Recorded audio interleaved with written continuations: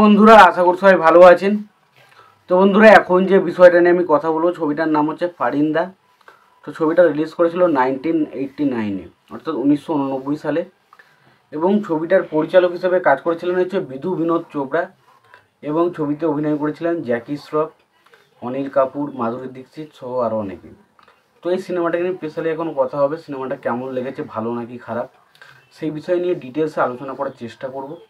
তো আশা করব ভিডিওটা খুবই ইন্টারেস্টিং হবে, ভিডিওটাকে আপনারা শেষ পর্যন্ত দেখতে থাকবেন।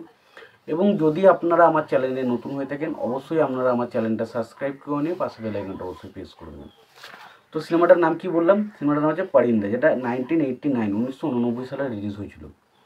তো এই সিনেমার পরিচালক, প্রযোজক, সঙ্গীত পরিচালক হিসেবে কারা কাজ করেছে, সিনেমাটার পরিচালক, প্রযোজক এবং সঙ্গীত পরিচালক হিসেবে কারা কাজ করেছে সেই বিষয়টাকে দেখে নেব। এবং তারপরে নয় সিনেমার গল্পের বিষয়ে যাব। তো সিনেমাটা রিভিউ করার আগে একটাই কথা বলবো আপনাদেরকে, যে এই সিনেমাটা আমাকে রিকোয়েস্ট করেছে আমার একজন সাবস্ক্রাইবার বন্ধু। তো তারই রিকোয়েস্টে, তারই ইয়েতে আমি কিন্তু সিনেমাটা নিয়ে আলোচনা করতে চলেছি। তো সিনেমাটার নাম হচ্ছে পারিন্দা। তো পারিন্দা সিনেমাটা এক কথায় যদি আমাকে রিভিউ করতে বলা যে কেমন লেগেছে, আমি বলবো it is a good mainstream masala film. যেখানে আমরা একটা গ্যাংস্টার, আমরা এখন গ্যাংস্টার দেখছি, কেজিএফ, পুষ্পা দেখছি, বাট একটা সময় ছিল যখন 90s যে গ্যাংস্টার লেভেলের ছবিগুলো বানানো হতো না, সেগুলো একবার দেখবেন ভাই, কী লেভেল ছিল, কী ডেডিকেশন ছিল সেই সিনেমাগুলোর।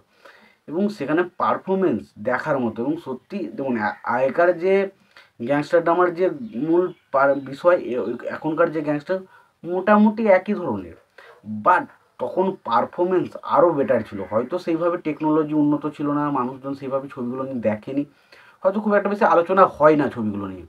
বাট এটুকু বলতে পারি, এই ছবিগুলো কিন্তু এখনকার ছবিগুলোর থেকেও অনেক অনেক গুণে বেটার কিন্তু সিনেমা ছিল। তো সিনেমাটার নাম পারিন্দা। সিনেমাটা যদি আলোচনা করি, তো সিনেমাটার পরিচালক হিসেবে কাজ করেছেন বিধু বিনোদ চোপড়া। ছবিটার চিত্রনাট্যের কাজ করেছেন যে শিবকুমার। শিবকুমার এই ছবিটার মানে চিত্রনাট্যের কাজ করেছেন। এবং এই সিনেমাটার গল্পটা লিখেছেন হচ্ছে বিধু বিনোদ চোপড়া। ছবিটার সংলাপের কথা বলি, ছবিটার সংলাপের কাজ করছেন শিবকুমার নিজেই।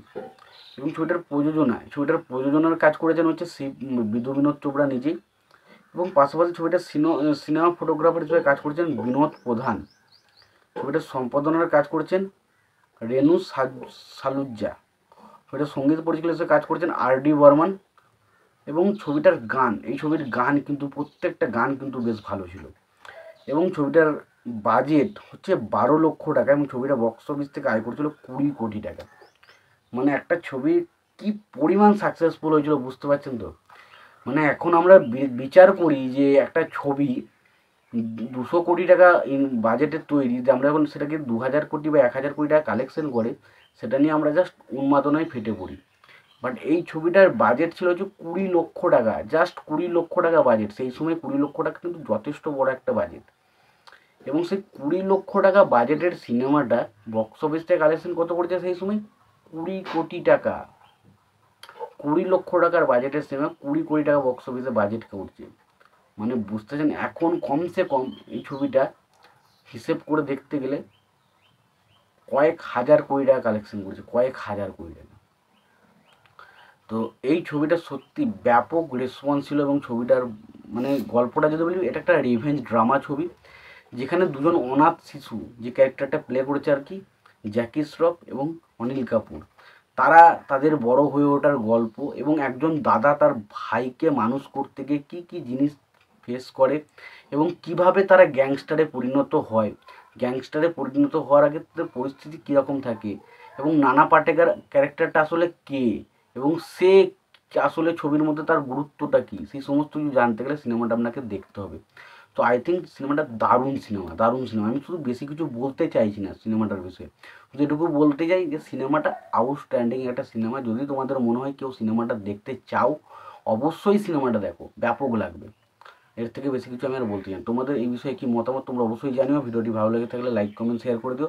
চ্যানেলটা নতুন হয়ে থাকলে অবশ্যই তোমরা চ্যানেলটা সাবস্ক্রাইব করে নিয়ে পাশে বেল আইকনটা অবশ্যই প্রেস করে দিও। ভালো থেকো, সুস্থ থেকো, দেখা হচ্ছে পরের ভিডিওতে।